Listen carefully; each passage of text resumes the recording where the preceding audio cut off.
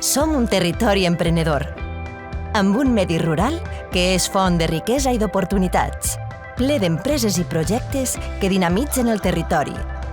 Són sinònim d'excel·lència i proximitat. En una terra on els projectes de futur es fan realitat i on les empreses del medi rural generen riquesa i ocupació. Elles aposten per la nostra província. Seguim apostant per elles. Diputació de Castelló.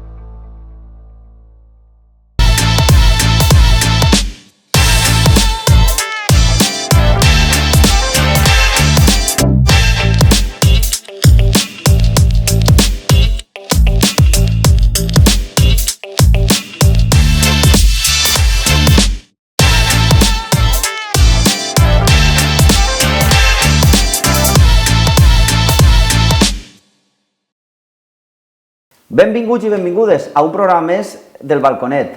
Avui s'apropa al nostre balcó una persona estimada, volguda a Vila-real, però a lo millor no per tots coneguda, i és que ha fet una tasca molt important durant els anys, ara ja està retirat, i que avui, a més, anem a enfocar l'entrevista d'una manera un poc diferent. Ell és Miguel Escobar i durant molts anys, en concret des del 78, fins que es va jubilar, ha sigut l'inspector jefe de la Policía Nacional de Vila-real.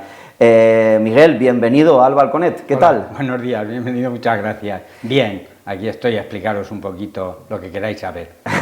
Llegaste aquí, bueno, tú eres de un pueblecito de Toledo, y llegaste aquí en 1978. El día 1 de octubre, concretamente 78, que se inauguraron las comisarías locales por primera vez en España.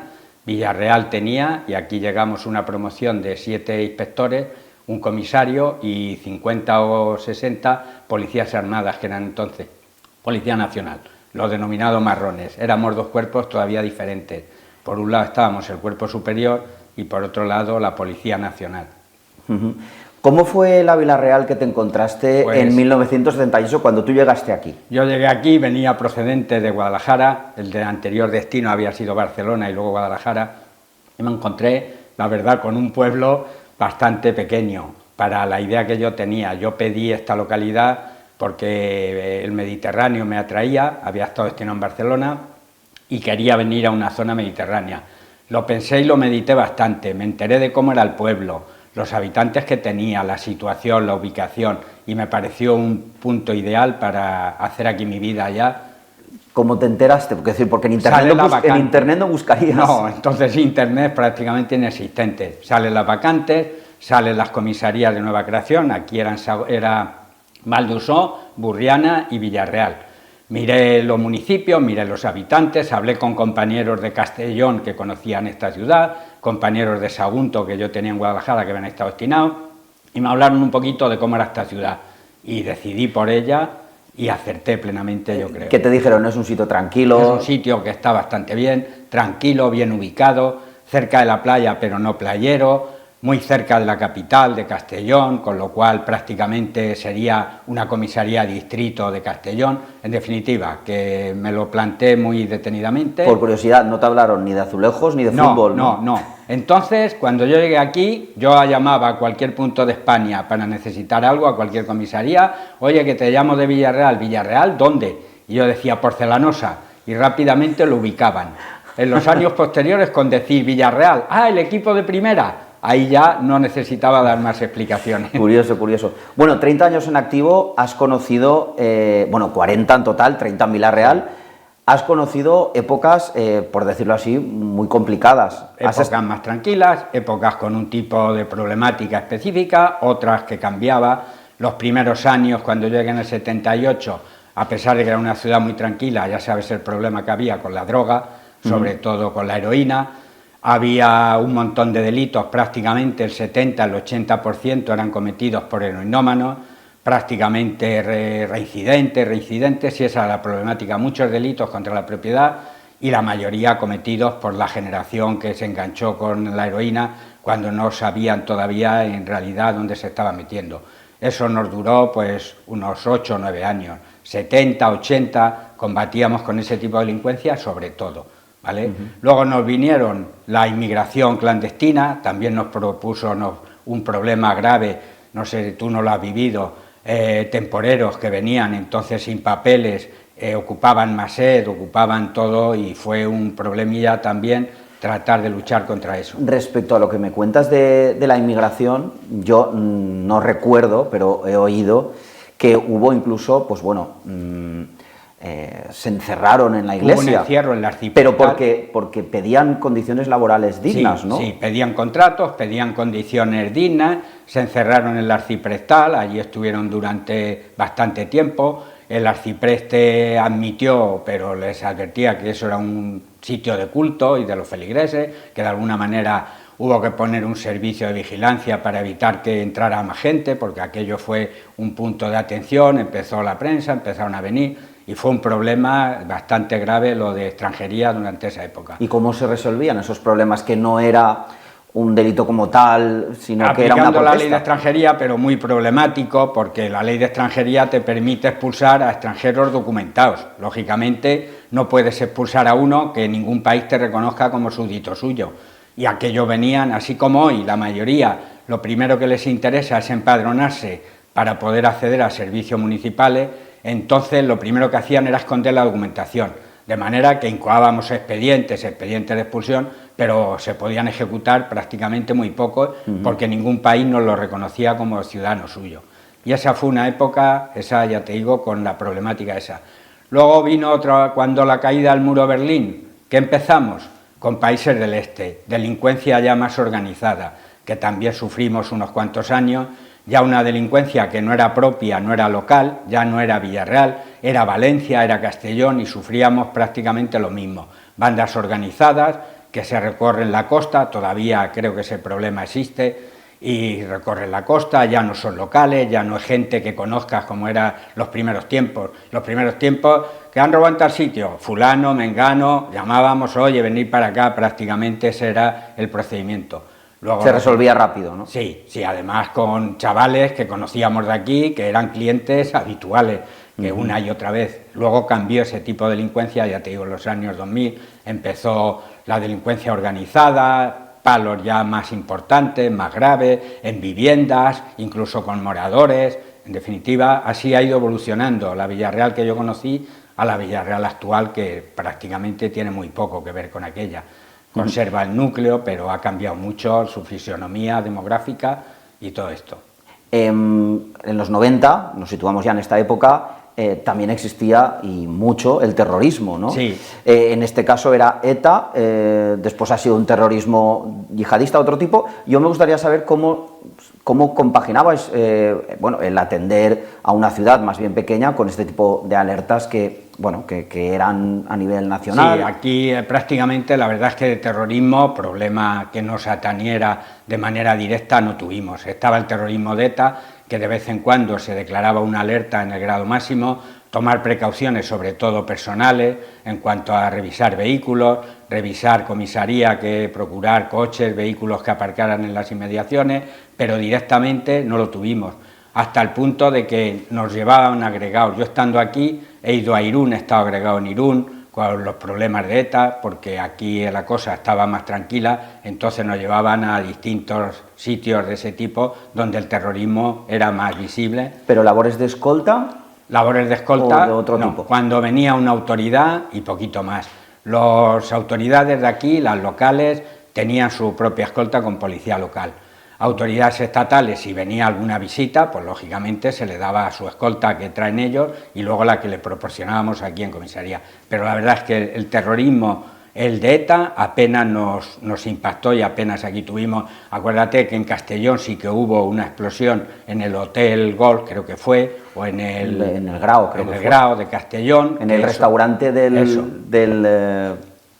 aeropuerto, bueno, el aeropuerto de la... Y eso fue lo más cerca y lo más próximo que hemos tenido de ETA. Lógicamente controles, porque los comandos de ETA se movían, estaban por Valencia, estaban por Madrid, y había que hacer controles y tratar, pero vamos, de manera muy tangencial. ¿Y hoy en día tiene sentido que un alcalde o un cargo de una población como por ejemplo Villarreal tenga escolta? Pues hombre, si me preguntas a mí, ¿quieres que te diga la verdad? Yo creo que no, como no sea, no por un peligro de atentado terrorista, sino porque ya sabes que hay algún ciudadano un poco destarifado que comete una agresión contra el alcalde o algo de eso, entonces no me parece mal que lleve un policía local. Como eran las escoltas de antes, jueces, fiscales, autoridades municipales, aquello no dábamos abasto. De hecho, se acudía a los escoltas privados porque era imposible dar escolta a todo el mundo. Pero hoy día la escolta de una autoridad municipal yo creo que va más relacionada con eso. Una agresión por parte de un ciudadano que esté descontento, que lo hay, que lo puede haber en cualquier momento, y lógicamente no queda muy de película ver cómo agreden a un alcalde porque va solo por la calle.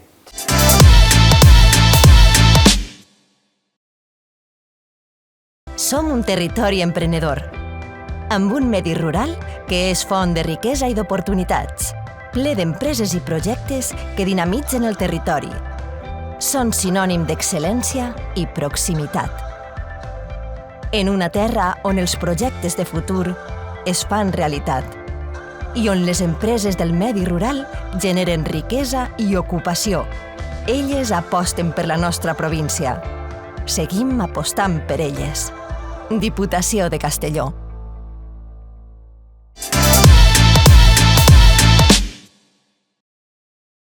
Sí, sí. Bueno, vamos a viajar en el tiempo hasta 1996. Te propongo que hagamos este ejercicio.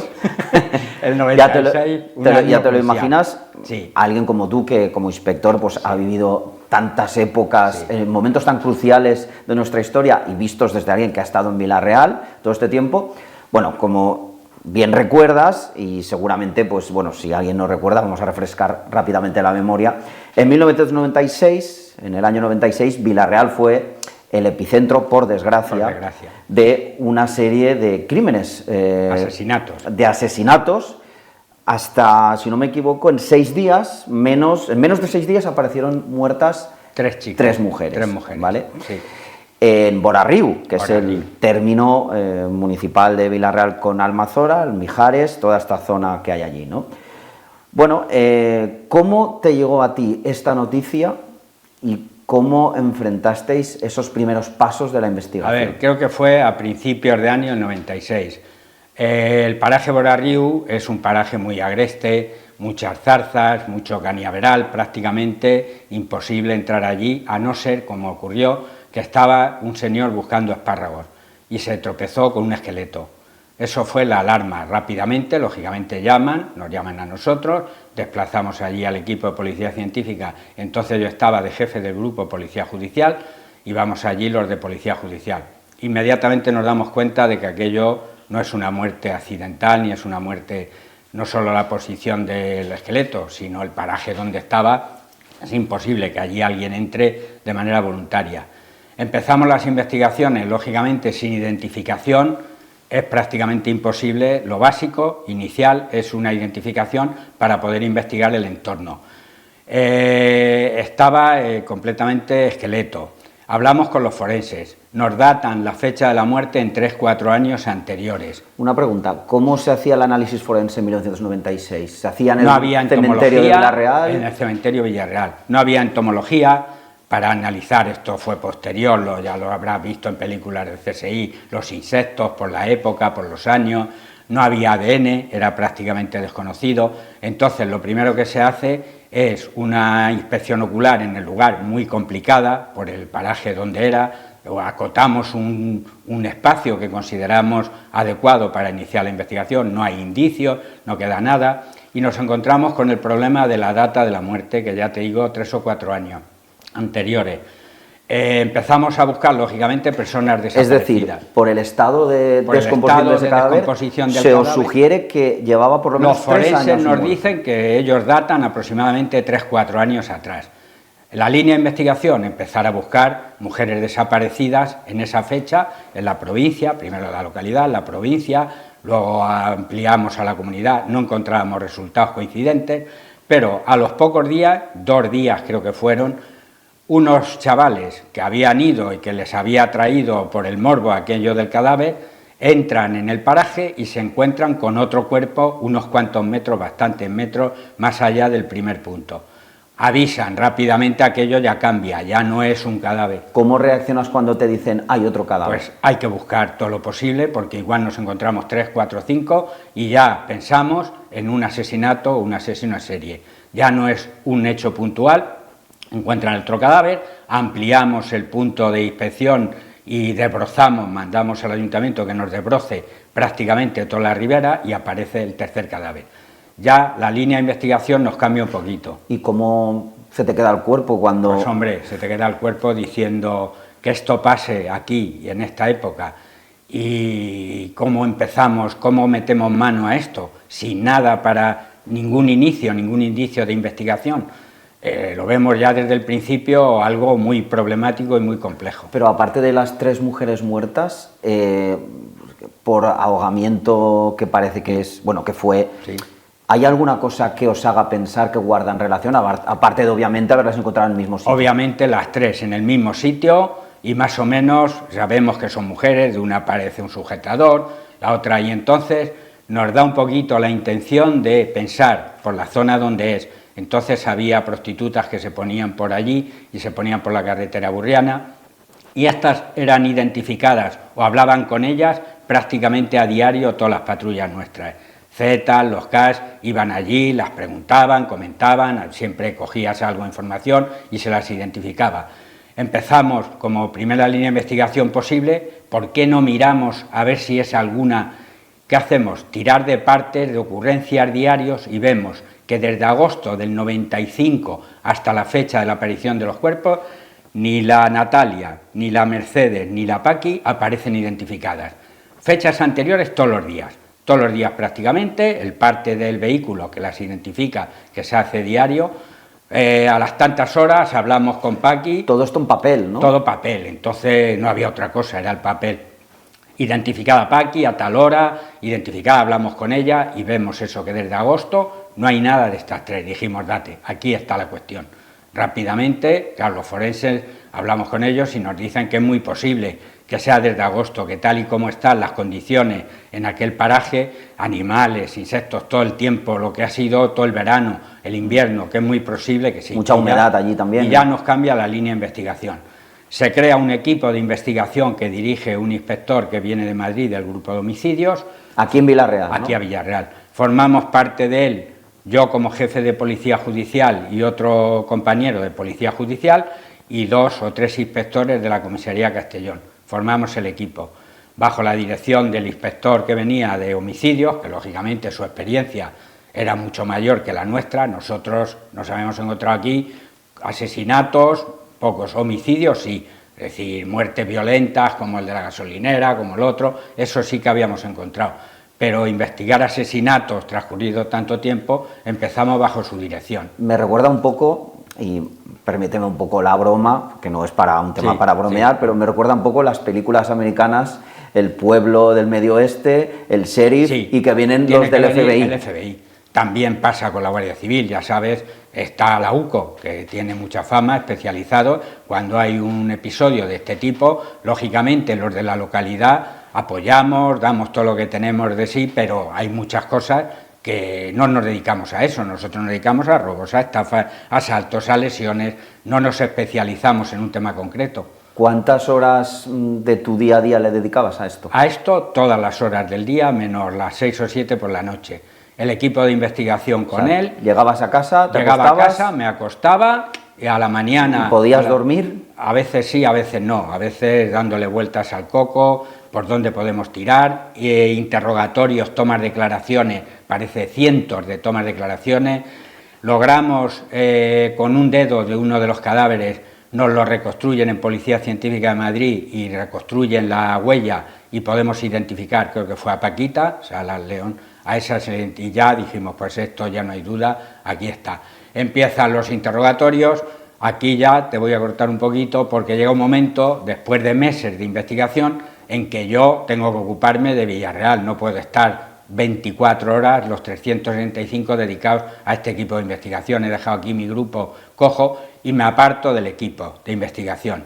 Sigue allí un inspector nuestro, siguen los inspectores de Castellón y el inspector... Pero te apartas porque te apartan, me te aparto apartas porque llega un momento en que hablamos y decimos, yo comento, oye, esto, yo ya no, yo mi ayuda os he dado todo lo que he podido, yo no puedo continuar, yo tengo un grupo en Villarreal y a esto siguen habiendo robos, sigue habiendo lesiones, sigue habiendo cosas, entonces... ¿En qué estado de investigación está el caso en el momento que tú te apartas? Pues todavía hay ya indicios sobre un camionero que frecuentaba a estas chicas y ya a base de las tomas de declaración apuntan a él como posible, ya hay indicios, yo ahí me quedé, por eso te digo que yo en ese momento abandono. Estoy lógicamente al tanto porque el compañero que está allí me va informando, me va diciendo y además tengo un interés directo porque lo he empezado yo y lo he vivido yo en seguir la investigación, pero ahí ya dejo de participar de manera directa. ¿Y por qué crees que se incriminó en 1997 a Claudio Alba, que era el camionero? Había indicios suficientes hasta el hecho de que fue al juzgado y el juez lo procesó, es decir, no fue una lotería de a ver qué numerito te ha tocado, para qué vas. Pero después se reconoció que no había pruebas, indicios, claro, pruebas no, que pruebas, simplemente era alguien que frecuentaba esa zona, ¿no? Pruebas evidentes, no hay que frecuentaba, hay declaraciones de compañeras que apuntan a él como que había tenido algún episodio violento. ¿Tú sentiste durante el periodo que estuviste en la investigación y después la presión social de hay que encontrar a un culpable? Presión hay, no decir hay que encontrar un culpable como sea, hay presión de los medios, hay presión de la jefatura de Madrid, de todos lados, venga, pero como para decirnos hay que encontrar un culpable, sea que sea, y nos quitamos. No, yo no sentí esa presión. No estuve hasta el final, vuelvo a insistir. Había otra línea de investigación, también abierta, con otra persona que había tenido problemas serios con las chicas, problemas serios, que yo me decantaba más, en lo que a mí toca, el tiempo que estuve, me decantaba más por la otra línea de investigación. Es otro que no figuró y que no participó, pero que había muchos, para mí, muchas bases más sólidas para pensar en su autoría que el camionero. Pero el camionero, por entonces, para ti no era la primera línea de investigación. Yo no estaba ni mucho menos convencido de que ahí estuviera la realidad. ¿Crees que si esto hubiera pasado hoy, ahora, sí, el resultado hubiera sido el mismo? No, decir, si hubiera... yo creo... Había muchos más elementos, el ADN, siempre va a quedar rastro en el ADN, había más posibilidades, había líneas de investigación que hoy desconocemos totalmente y que entonces era una quimera. Yo creo que la línea habría sido diferente y habría sido el resultado un poco distinto. ¿Cómo te enteraste o cuándo te enteraste que se relacionaba el caso de estas 3 mujeres asesinadas de la Guardia Civil. Con Sonia, con el compañeros caso de la Guardia Civil, de Policía Judicial de Castellón, sabían que yo había estado y me comentaron, tenemos una línea abierta que yo creo que es buena. A mí al principio me dudaba mucho de ello porque eran perfiles totalmente distintos. Los otros 2 asesinatos eran mujeres que no tenían nada que ver ni con ese mundo, ni con esa situación, y a mí no me cuadraba mucho por eso, por los perfiles totalmente diferentes de las víctimas. Pero los llegaron a relacionar en ese momento Sonia Rubio, que fue un asesinato que hubo un año antes del 96, con estas 3, y a partir de ahí, ¿qué pasa? Quiero decir, ¿cómo se vive todo esto? Desde el punto de vista mío. Desde el punto de vista como alguien que ha estado en ese caso, pues para después mí, ya estaba apartado. Para mí fue una sensación de fracaso por parte nuestra, total y absoluta. Es decir, yo me quedé, es una espina que llevo clavada desde que viví aquel episodio, me quedé con un malestar de haber encaminado mal la línea de investigación y no haber desde el principio, pero claro, los medios que teníamos ni las eran suficientes para ello. Luego también hubo un intento de agresión y esa víctima ya aportó datos. Hubo otra posterior, otro asesinato que también se le imputó a Ferrandi, pero hubo un intento y ese intento ya aportó datos, aportó descripción, aportó cosas, pruebas ya de las que se podía tirar el hilo y sacar adelante la investigación. ¿Y esto es un tema que tú a lo largo de tu vida has vuelto a hablar con alguien? No. Simplemente seguiste hacia adelante y ya está. Sí, seguí adelante, traté de no sentirme responsable directo de aquello, para mí lo que fue un poco un fracaso. Y luego pues enfrentamos otras situaciones, otras historias también interesantes que borré, cerré. ¿Y no te ha pasado factura, no? De vez en cuando te viene a la cabeza. Sí, de vez en cuando lo pienso. Quiero decir, pienso. porque lo has hablado con alguien de tu entorno, mira... De vez en cuando lo pienso, veo cuando sale, ahora que ha salido recientemente en libertad. Eso iba a preguntarte. Sí, veo que ha salido en libertad y lo pienso.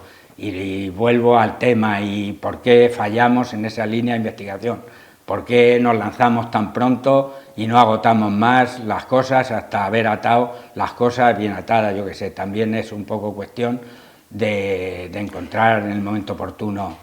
Es verdad que abandonaste la investigación en un momento dado, pero bueno, sabes o has sabido o has estado mucho más impregnado de todo esto que a lo mejor el resto de personas.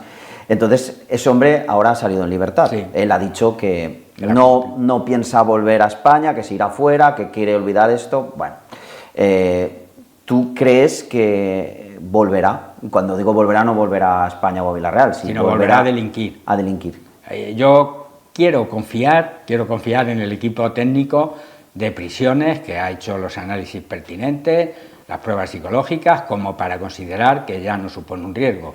Mi experiencia en estos casos me hace ser un poquito, dudar mucho de ello, porque normalmente este tipo de delitos son reincidentes. Que ellos han visto que no hay riesgo. Doctores tiene la Santa Madre Iglesia como para analizar el posible riesgo o no. Sí, sí. ¿Crees que de todo esto se aprendió algo? Sí, se ha aprendido. Han aprendido los que estuvieron en la investigación, hemos aprendido todos que no hay que rendirse tan pronto, que no hay que lanzar las campanas al vuelo meramente con indicios que no sean pruebas sólidas para incriminar a una persona, y que hay que tener mucho cuidadito en estas situaciones y en este tipo de delitos. Y tú, a nivel personal, que has visto la peor cara del ser humano, sí. ¿Qué te ha hecho eso pensar sobre las personas? Esto no me descubrió nada nuevo sobre las personas.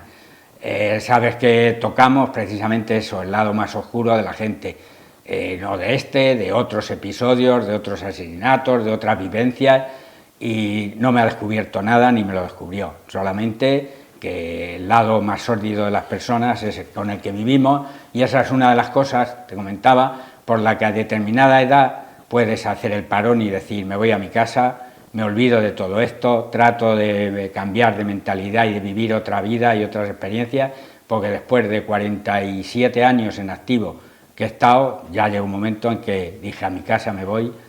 Y ahora, Miguel, tu tiempo libre... Mi tiempo libre a vivir. Vivir. ¿A qué lo destinas? A mis nietos, tengo 2 nietos de aquí de Vila-real, esta es mi ciudad, yo ya soy un vilarrealense más, y lo dedico al ocio, a la lectura y a la vivencia. Y si tus nietos alguna vez, dentro de unos años, te preguntan... Me preguntan ahora, no me preguntan dentro ya de unos años. No se han esperado, ¿no? No, ya te preguntan sobre qué hacías, qué pasó... El mayor me pregunta, y es más, sobre este mismo tema, él ha oído, y me pregunta cosas sobre los asesinatos de Borarriu. ¿Tú participaste, abuelo? ¿Tú estuviste? ¿Participaste? Suena como... Participé en la investigación, no en los hechos.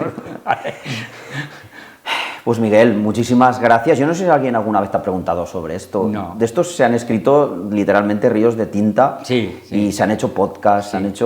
Pero hay mucha gente que no quiere hablar, forenses, Sí. fiscales, Sí.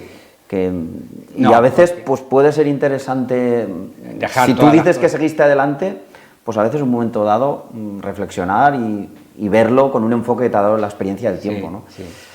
Muchísimas gracias, Miguel, por haber venido aquí a estar con nosotros por al darme Balconet. la oportunidad de que me conozcan. Hemos hecho un balconet un poco siniestro, pero ha sido un balconet un poco tétrico, pero creo que también era interesante asomarse a este balconet, hacerlo contigo y conocer esta parte de la historia de Vila-real, aunque sea una crónica negra. Muy bien. Muchísimas gracias por estar aquí. Gracias a vosotros.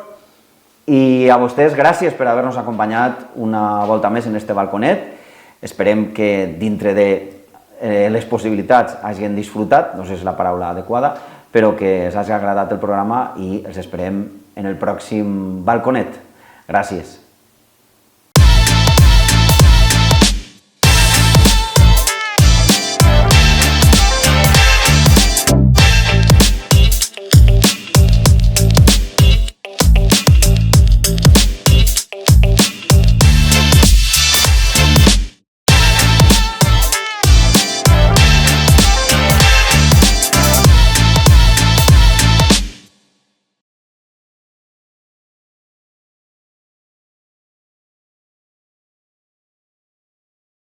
Som un territori emprenedor, amb un medi rural que és font de riquesa i d'oportunitats, ple d'empreses i projectes que dinamitzen el territori. Són sinònim d'excel·lència i proximitat. En una terra on els projectes de futur es fan realitat i on les empreses del medi rural generen riquesa i ocupació. Elles aposten per la nostra província. Seguim apostant per elles. Diputació de Castelló.